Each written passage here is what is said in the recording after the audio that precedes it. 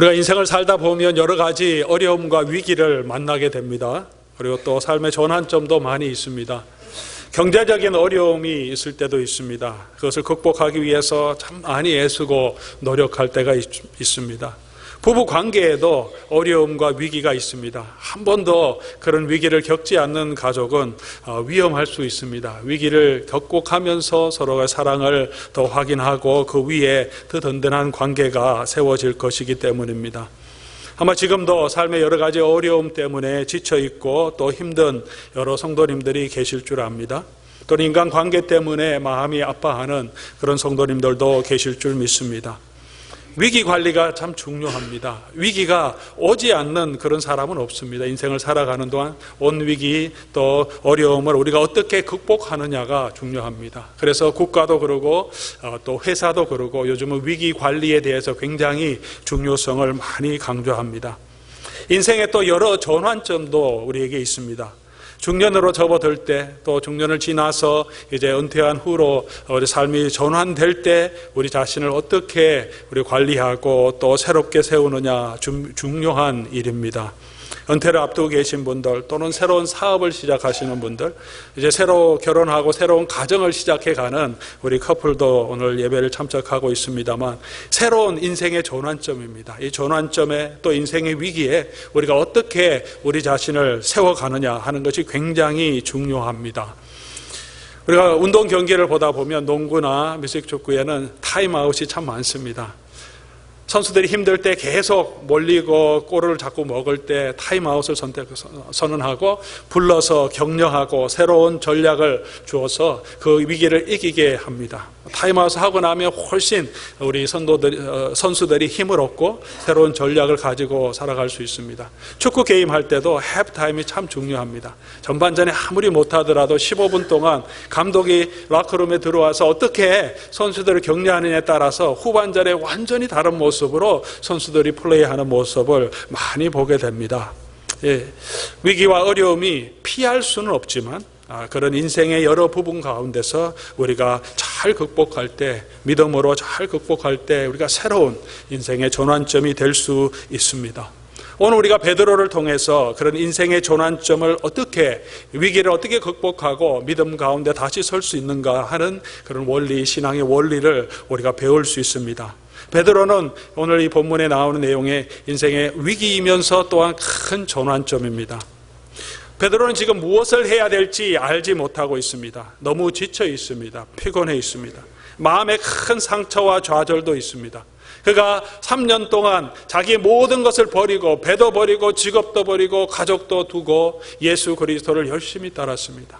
밤과 낮, 때로는 핍박을 당할 때도 주님과 함께 주님이 이루시는 하나님의 나라의 비전을 위해서 자기가 목숨을 다하겠다까지 결단하고 따랐습니다. 그러나 3년 후에 며칠 전에 예수님께서는 십자가에 못 박혀서 돌아가셨습니다. 비참한 스승의 죽음을 경험했습니다. 그냥 사랑하는 사람을 잃는 것도 우리는 굉장한 마음이 아프고 상처가 있습니다. 사랑하는 아내, 또 사랑하는 자녀, 부모님을 잃을 때 그것을 회복하는데 수개월이 걸릴 때도 있습니다. 그런데 사랑하는 선생님이 가장 비참한 모습으로 모욕을 당하시고 핍박을 당하고 십자가에 돌아가시는 그 모습을 베드로가 보았습니다. 그것만이 아니라 그 위협이 언제 자기에게 닥칠지도 모르는 두려움에도 쌓여 있습니다. 예수님을 죽기까지 따르겠다고 예수님 앞에서 다른 제자들 앞에서 자기가 호언장담을 했는데 그날 밤에 베드로는 예수님을 부인했습니다. 심한 고문을 이기지 못해서 예수님을 부인했다면 그래도 사람들 앞에 낯짝을 들고 설 수 있는 그런 마음이 있었을 텐데 그러지 못했습니다. 너무 두려워서 어린 계집종이 당신도 갈릴리 사람이지, 당신도 예수파지 그렇게 말하는 그것에 두려워서 아니라고 예수님을 저주하며 부인하며 도망가 버리는 그런 모습을 보여주었습니다. 지금 사람들은 베드로만 보고 있는데 베드로는 어찌 해야 될지를 알지 못합니다. 부활한 주님을 만났지만 부활한 주님이 계속 계시지 않습니다. 나타났다가 사라지십니다. 이것이 환상인지 계속 계실 것인지 그의 방향을 잡을 수가 없습니다. 그런 인생의 전환점에 오늘 베드로가 있습니다. 그때 베드로가 생각한 것이 그냥 고기 잡으러 가겠다 그렇게 결정을 내립니다. 고기 잡으러 가겠다. 이것은 우리가 신앙의 어려움이 있을 때, 좌절했을 때 빠지기 쉬운 그런 우리 잘못이 아닌가 생각합니다. 인생의 고비에, 신앙의 고비에 우리가 힘들고 어려울 때, 용기가 없을 때, 두려울 때 그냥 옛날 방식으로 돌아가고 싶은 마음이 많습니다. 그냥 이제는 그냥 다 놓고 그냥 편하게 그냥 내가 하는 것, 옛날에 했던 그대로 그냥 먹고 살고 고기 잡고 그냥 애들 먹이고 그냥 그렇게 그냥 살고 싶은 마음이 우리에게도 많이 있습니다. 그냥 현실을 인정하고 그냥 다 포기하고 그냥 사람들이 살아가는 대로, 옛날에 살았던 대로 그냥 고기를 잡겠다, 그렇게 결정합니다. 베드로는 그의 인생의 가장 어려운 이 순간에, 전환점에 예수를 이 아침에 만났습니다. 예수님을 만남으로 그는, 예수님을 만나지 못했다면 갈릴리 바다에서 그냥 어부로 평생을 살다가 지나갔을 사람인데, 이곳에서 다시 예수 그리스도께서 찾아오셨고 오신 그 예수님을 만남으로 그는 이제 예수 그리스도의 사도로, 교회의 기초로 서서 하나님 앞에 자신을 드리는 영광스러운 하나님의 사도로, 하나님의 종으로 쓰임을 받았습니다. 사랑하는 로뎀의 우리 성도 여러분, 혹시 여러분은 지금 신앙의 위기를 맞고 있지는 않습니까? 베드로처럼 많이 봉사하고 많이 수고하고 뭔가 하나님의 나라를 위해서 해보려고 했는데 그 수고가 결과가 나타나지 못하고 나는 지치고 힘들고 어렵고 내 자신이 가지고 있는 연약함 때문에 계속 실패하고 또 낮아지는 자기의 부족한 모습을 보면서 이제는 그냥 옛날처럼 그냥 다 포기하고 그냥 교회만 다니고 먹을 것 위해서 그냥 일하면서 그냥 그럭저럭 그냥 살아가고 싶다 하는 그런 마음을 가지고 있지는 않습니까? 오늘 예수님께서는 베드로를 찾아오셔서 두 가지 질문을 던지십니다. 이 두 질문으로 베드로를 만나 주십니다. 베드로를 도전하시고 베드로에게 무엇이 인생에 중요한 것인지를 우선순위를 말씀해 주시고 그를 다시 세워 주십니다. 베드로만이 아니라 오늘 이 말씀을 통하여서 저와 여러분에게도 주님께서 찾아오십니다. 이 두 가지 질문으로 우리를 도전하시고 우리에게 힘을 주시고 우리의 삶의 우선순위가 무엇인지를 주님께서는 말씀하시기를 원하십니다. 오늘 주님께서 직접 이 자리에 나타나시는 않더라도 이 말씀을 통하여서, 이 질문을 통하여서 분명하게 주님은 저와 여러분을 만나주시고 우리에게도 같은 질문을 던져주고 계십니다. 이 두 가지 질문은 무엇이냐 하면 5절에 첫 번째 질문이 있습니다. 너희에게 고기가 있느냐? 예수께서 이르시되 얘들아 너희에게 고기가 있느냐? 첫 번째 질문입니다. 이 첫 번째 질문으로 이 첫 번째 섹션이 구성되어 있습니다. 두 번째 질문은 우리 15절부터 시작하는 내용이죠. 우리가 잘 아는 내용입니다. 내가 이 모든 것들보다 나를 더 사랑하느냐? 이 두 가지 질문을 베드로에게 던지시면서 예수님은 베드로를 만나 주십니다. 너희에게 고기가 있느냐? 베드로야, 내게 고기가 있느냐? 두 번째로 내가 이 모든 것들보다, 이 사람들보다 나를 더 사랑하느냐? 오늘 이 질문을 한번 다시 조금 더 자세하게 하나씩 살펴보기를 원합니다. 3절에서 5절까지 우리 상황을 이미 설명드렸습니다. 베드로가 이제 고기를 잡으러 갔습니다. 4절 말씀 보면 날이 셀 때까지 밤새 잡았는데 아무것도 잡지 못했습니다. 예수께서 오셨습니다. 새벽이라서, 요즘도 새벽에 되면 요즘 안개가 많이 올라오죠. 특별히 바닷가에나 호숫가에는 안개가 더 많이 올라와서 새벽녘에는 사람이 잘 보이지 않았던 것 같아요. 예수님께서 뚝에 서 계신데도 잘 분별하지 못합니다. 그렇게 멀지 않아서 예수님이 말씀하시는 것은 서로 들을 수 있는 그렇게 먼 거리가 아니라고 오늘 성경은 우리에게 말해주고 있습니다. 그때 예수님께서 찾아오십니다. 새벽에 밤새 고기를 잡으려고 노력했는데 아무것도 못 잡고 돌아오는 제자들에게 예수님께서 서서 말씀하십니다. 너희에게 고기가 있느냐? 너희에게 고기가 있느냐? 이 질문은 고기 잡는 사람에게 누구나 하는 질문입니다. 누가 낚시하고 있으면 우리가 뭐가 물어봅니까? 가다가 몇 마리 잡았습니까? 이렇게 물어보죠. 우리가 피어에 가서 이렇게 바닷바람을 쐴 때 낚시하는 분들이 많이 있습니다. 그러면 지나가다가 궁금합니다. 몇 마리 잡았을까? 그래서 물어봅니다. 저도 몇 마리 잡았습니까? 그러면 어떤 때 많이 잡았으면 큰 거 막 보여줍니다. 이것도 잡았고 이것도 잡았고 이것도 잡았다. 어떤 사람은 아무것도 잡지 못해서 오늘은 하나도 안 잡힙니다. 그렇게 얘기합니다. 단순한 질문이죠. 누구나 할 수 있는 질문인데 오늘 이 질문이 베드로에게는 마음에 찔리는 질문입니다. 그리고 예수님께서는 의도를 가지고 질문하시는 내용입니다. 베드로와 이 제자들은 예수님을 따라서 하나님의 나라를 위해 세움받은 자들입니다. 예수님의 부름을 받은 사람들입니다. 갈릴리 바다에서 고기 잡던 그 사람들을 고기 그만 잡고 나를 따르라. 내가 사람을 낚는 어부가 되게 해주겠다. 그 사명을 가지고 다 버리고 떠났습니다. 그런데 이제 다시 돌아와서 다시 그 고기를 잡고 있습니다. 그냥 자기 삶, 자기 생, 갈릴리 바다에서 하던 그 옛날식으로 자기 먹고 사는 그 일에 빠져서 그 일을 하려고 하고 있습니다. 그런데 예수님이 찾아오셔서 물어보십니다. 그 예수님이 찾아와서 물어보십니다. 그래, 너네가 다시 돌아와서 고기를 다시 잡으려고 하니까 고기가 있느냐? 고기가 잘 잡히느냐? 그렇게 물어보십니다. 고기 잡으러 간다고 하더니 인생이 그렇게 재미가 있냐? 잘 되고 있냐? 사명을 버리고 그냥 다시 돌아가서 주저앉아서 갈릴리 바다로 돌아가니까 그래, 고기가 잘 잡히고 너는 행복하게 잘 살게 되느냐? 결과가 무엇입니까? 베드로가 대답하죠. 제자들이 대답합니다. 없나이다. 이 없나이다라는 이 대답이 우리의 영적인 모습을 표현해 주고 있습니다. 우리가 예수 그리스도의 은혜를 떠나서 사명을 부름받은 자로, 성도로, 하나님의 자녀로 부름받았는데 다시 돌아가서 그냥 우리 자리에서 힘들고 지쳐서 눌러앉아 살면, 그냥 먹고 사는 것에 치중해서 살면 우리에게 행복이 있을까? 우리가 재미가 있을까? 우리가 원하는 그 고기를 많이 잡고 행복하게 살 수 있을까? 여러분은 어떻습니까? 베드로는 대답합니다. 없나이다. 그것이 영적인 우리의 모습입니다. 잡은 것이 없습니다. 살 수가 없습니다. 그 베드로를 예수님이 찾아오셨습니다. 베드로를 책망하기 위해 찾아오신 것이 아닙니다. 놀리기 위해서 찾아오신 것이 아닙니다. 오늘 고기가 있느냐 베드로를 이렇게 물어보신 다음에 없습니다 하니까 예수님이 어떻게 하십니까? 배 오른편에 그물을 던지라.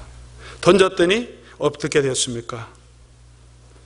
이에 던졌더니 물고기가 많아 그물을 들 수 없더라. 나중에 세어보니까 큰 것만, 작은 건 빼고 큰 것만 153마리다 그렇게 말하고 있습니다.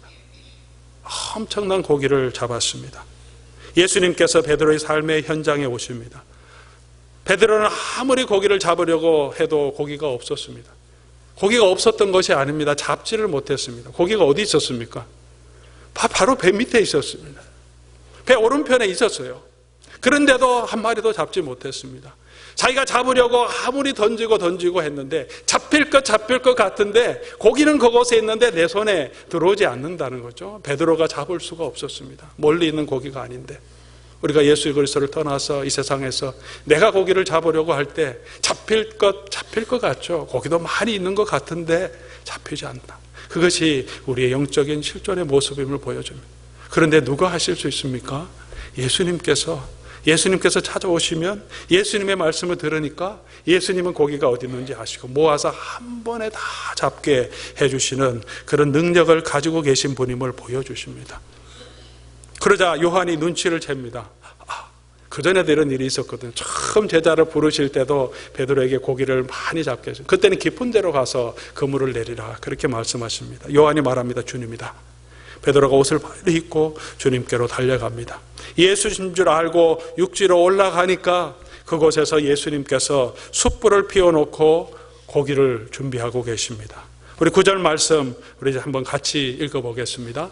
육지에 올라보니 숯불이 있는데 그 위에 생선이 놓였고 떡도 있더라. 젖은 몸으로 예수님께 올라오니 그곳에 숯불이 펴 있습니다. 밤새 밤이슬을 맞으면서 고기를 잡을 때 얼마나 피곤하고 지치고 배가 고팠겠습니까? 그리고 옷을 입고 지금 물에 뛰어들어서 차가운 물을 헤엄쳐서 지금 옷이 다 젖은 상태로 베드로가 나옵니다. 올라오니까 뭐가 있습니까? 숯불이 펴져 있어요. 예수님을 떠나서 자기가 너무나 잘 아는 그 삶의 현장이고 그곳에서 잔뼈가 굵은 그곳이 자기가 해결할 수 있겠다고 생각하고 고기를 잡겠다고 밤새 돌아다녔는데 할 수 없었습니다.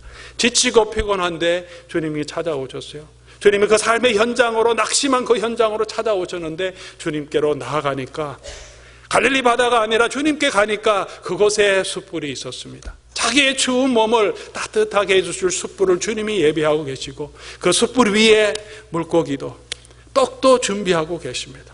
우리가 진정으로 이 제자들이 낙심했을 때 다시 살아날 수 있는 길, 다시 힘을 얻을 수 있는 길이 어디인지를 주님께서 오셔서 우리에게 보여주십니다.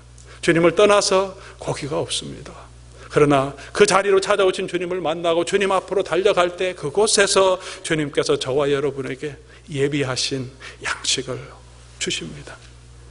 올라온 제자들에게 예수님께서 조반을 먹으라 예비하신 그 양식을 주면서 그들의 고픈 배를 채워주십니다. 위로해 주십니다. 추운 몸을 따뜻하게 쉴 수 있도록 해주십니다. 지친 제자들이 쉴 곳은 예수님께로 나아가는 것임을 말씀해 주고 있습니다. 사랑하는 성도 여러분, 예수님을 따라가는 길이 힘들고 어려워 보이지만 진정으로 우리 영혼이 쉴 수 있는 곳은 주님 앞으로 나아가는 것입니다. 가는 길이 멀어 보이지만 주님께서 기다리지 않으시고 우리의 삶의 현장으로 지금도 찾아오십니다. 오늘 이 말씀을 통해서 여러분께 저에게 찾아오고 계십니다. Come to me, 나에게 오라. 수고하고 무거운 짐진 자들아 다 내게로 오라. 내가 너희를 쉬게 해주겠다. 이제 우리는 예수 그리스도 없이 살 수 있는 자가 아닙니다. 주님을 알았고 주의 은혜를 체험한 자들입니다. 우리가 쉴 곳은 주님께로 돌아가는 길밖에 없습니다. 오늘 저와 여러분의 삶의 현장으로 찾아오시는 그 주님을 우리가 만나시기 바라고, 그 주님 앞에 우리가 달려갈 때 주님께서 우리에게 예비해 주신 그 양식을 얻기를 원합니다. 오늘 23절 말씀 보면 예수님께서 오병이어의 기적을 행하시는 것과 동일한 일을 행하고 계심을 우리에게 보여줍니다. 예수께서 가져서 떡을 가져다가 그들에게 주시고 생선도 그와 같이 하시다. 오병이어 기적에도 동일한 말씀을 기록해 주십니다. 예수님이 떡을 가져서 나눠 주시고 또 생선도 가져서 그렇게 하시다.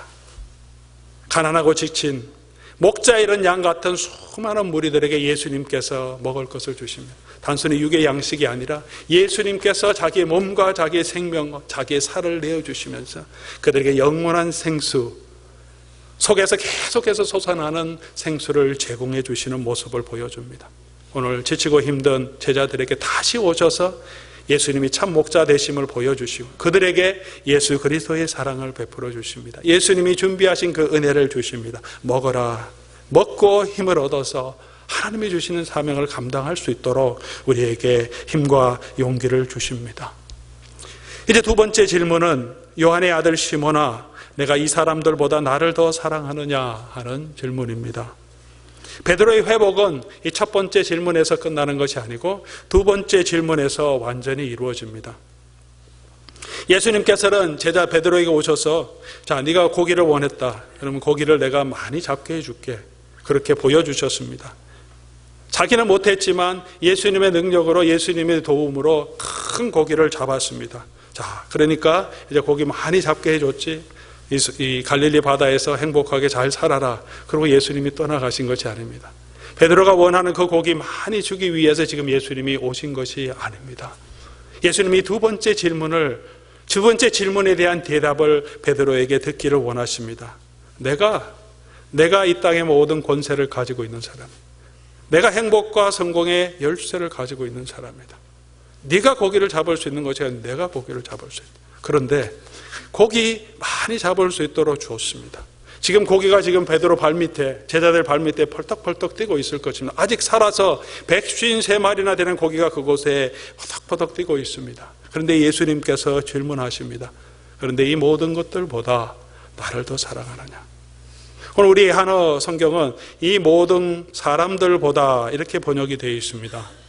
여러분 성경을 가지고 계시면 모든 성경에 다 개역 개정판에는 각주가 붙어 있습니다. 2번이라고 눈이 잘 안 보이시는 분은 돋보기로 보셔야 될 겁니다. 저도 잘 안 보이는데 2번 붙어 있는 것은 설명이 나옵니다. 번역상 설명이 필요한 부분은 그렇게 번역하는 우리 신학자들이 붙여놓습니다. 이 사람들은 밑에 보시면 또는 것들보다, 것들이라고도 번역할 수 있습니다. 사람도 될 수 있고 것들도 될 수 있습니다. 이 헬라 단어는 그냥 영어의 그 these라고 하는 것처럼 디자면 사람도 될 수 있고 이 사람들도 될 수 있고 이 것들, 사람, 사물도 될 수 있지 않습니까? 이 헬라 단어가 그렇게 두 가지로 동일하게 쓰입니다. 남성형도 되고 중성형도 되고. 그러니까 문맥에 따라서 무슨 말씀인지 뜻을 저희가 파악해야 되는 거죠. 예수님은 그냥 디즈라고 그냥 중성적으로 얘기하셨기 때문에. 근데 우리 이 본문의 내용을 보면 예수님께서 이 사람들보다, 베드로야, 너가 이 사람들, 지금 제자들이 6명 옆주위에 있지 않습니까? 자기 친한 동생도 있었을 것이고 요한의 아들들 야고보와 요한도 있습니다. 이 사람들보다 나를 더 사랑하느냐? 예수님 지금 이 질문을 하기 위해서 이곳까지 오셨겠습니까? 베드로가 지금 이 사람들을 돕기 위해서 갈지를 어디로 갈지 모르는 이 6명의 제자들이 고기 잡으러 간다니까 그래 나도 너희들 가줄게.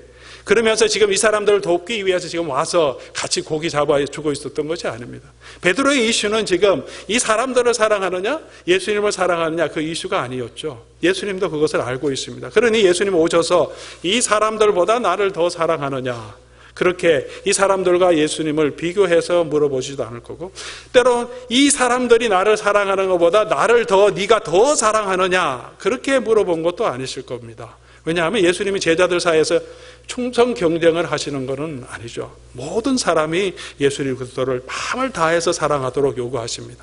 오늘 여기서 이슈는 무엇입니까? 고기죠. 고기를 잡기 위해서 베드로가 갔습니다. 근데 고기를 많이 잡게 해 주셨습니다. 그리고 예수님께서 이제 질문을 하시는 거죠. 자, 고기 다 있다, 이렇게 많은 고기가 있는데 지금 자, 이 고기를 너가 더 사랑할 거냐? 네가 원한다면 내가 줄 수도 있겠다.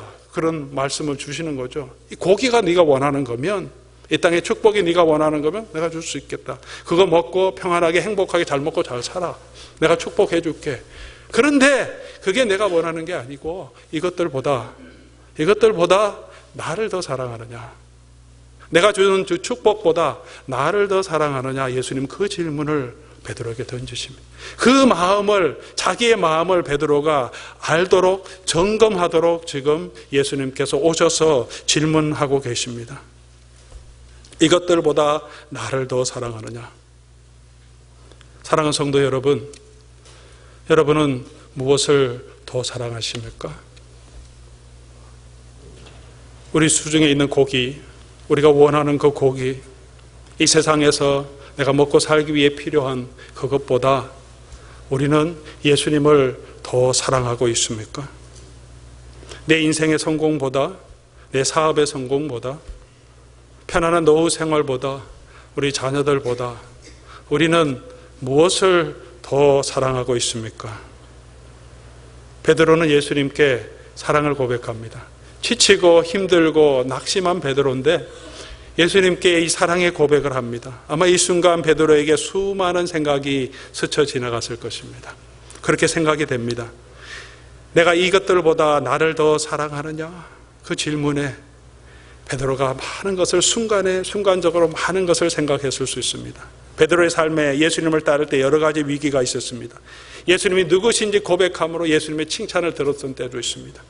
권력 다툼을 벌이다가 혼이 났을 때도 있습니다.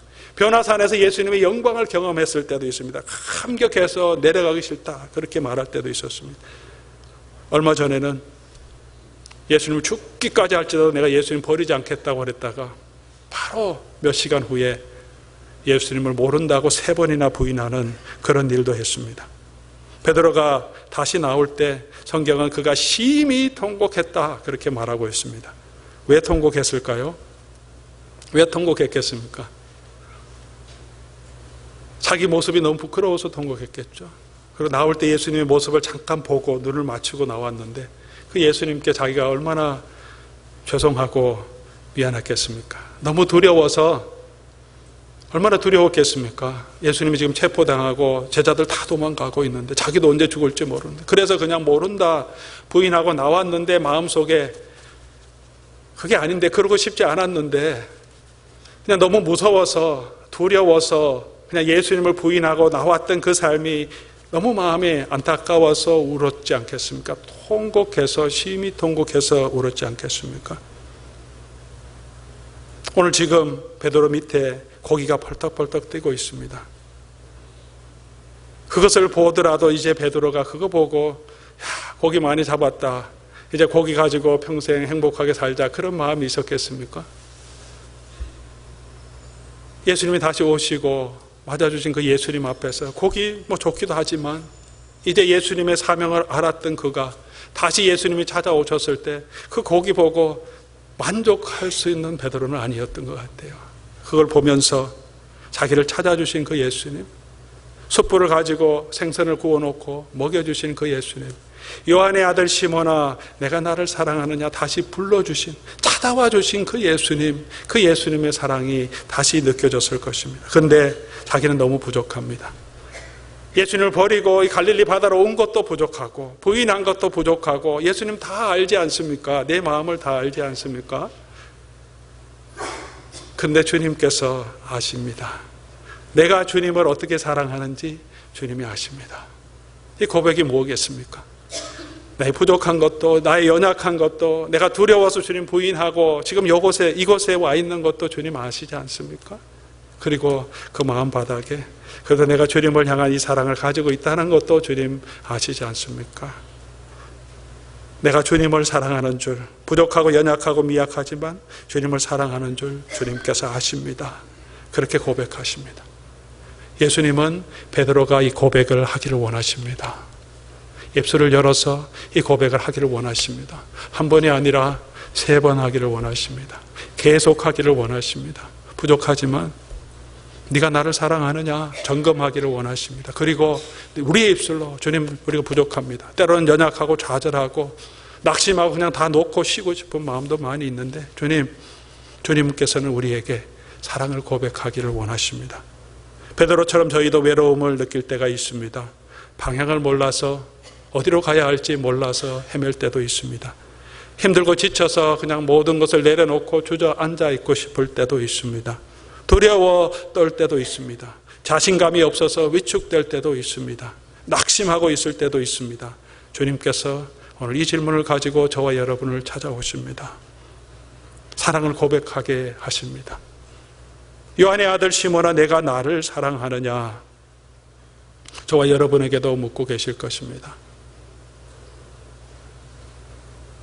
말씀을 정리하겠습니다. 첫 번째로 예수님은 베드로에게 오셔서 너희에게 고기가 있느냐 물어보십니다. 여러분 어떤 대답을 하시겠습니까? 여러분 고기가 있습니까? 여러분이 잡을 그 고기, 예수 그리스도를 떠나고 그냥 이 세상에서 살아갈 방편을 찾아갈 때 행복하십니까? 많은 돈을 버셨습니까? 인생의 의미를 찾으셨습니까? 너희에게 고기가 있느냐? 만약에 고기가 있다고 생각하시면, 무언가 이룬 것이 있다고 생각하시면 주님이 다시 여러분에게 질문하실 것입니다. 네가 이루었던 이 모든 것보다도, 네 손에 있는 이 모든 것들보다도 나를 더 사랑하느냐? 너는 무엇을 더 사랑하느냐? 질문하고 계십니다. 이 두 가지로 예수님은 계속해서 저와 여러분에게 찾아오셔서 질문하실 것입니다. 네게 고기가 있느냐? 나를 떠나서 그냥 만족한 삶이 있느냐? 그리고 그 모든 것보다 나를 더 사랑하느냐? 이 모든 것들보다 나를 더 사랑하느냐? 우리가 주님 앞으로 나아갈 때 주님께서 저와 여러분에게 참 위로를 주십니다. 이미 예비하고 계신 주님이 주시는 은혜, 주님이 주시는 사랑, 주님이 주시는 이 양식과 떡을 먹을 수 있습니다. 그리고 우리가 주님의 사랑을 고백할 때 부족하지만 베드로를 세워주십니다. 베드로에게 사명을 주십니다. 내 양을 먹이라, 내 양을 치라 사명을 주십니다. 베드로가 감당할 수 있도록 성령의 능력을 주셔서 그로 하여금 그 일을 감당하게 해주십니다. 오늘 예수님께서도 베드로처럼 저와 여러분에게 이 사랑의 고백을 우리의 입술을 열어서 하기를 원하시고 계십니다. 우리 한번 눈을 감고 여러분의 마음을 한번 정리해 보시기 바랍니다. 점검해 보시기 바랍니다. 여러분 현재의 삶, 현재의 고난, 예수님과의 관계를 점검해 보시기 바랍니다. 여러분의 마음이 어디 있습니까? 베드로는 거기에 있었습니다. 좌절해 있었습니다. 예수님을 떠나서 그냥 자기 삶을 가고 싶었습니다. 오늘 사랑하는 성도 여러분, 여러분 마음에는 그런 마음이 없습니까? 그렇지만 베드로 안에 있었던 주님을 향한 마음 여러분에게도 있습니까? 부족하지만 주님이 아십니다. 우리 연약함도 아십니다. 우리의 부족함도 아십니다. 그 주님께 여러분의 사랑, 우리의 사랑을 고백하시기를 원하십니다. 우리 한번 같이 함께 베드로가 했던 그 고백을 주님 앞에 드릴 수 있기를 원합니다. 저를 따라서 한번 여러분 정말 주님을 사랑하시면, 정말 주님을 사랑하는 그 마음이 있다면 입술을 열어서 한번 같이 고백하기를 원합니다. 내가 주님을 사랑하는 줄 주께서 아시나이다. 같이 한번 해보겠습니다.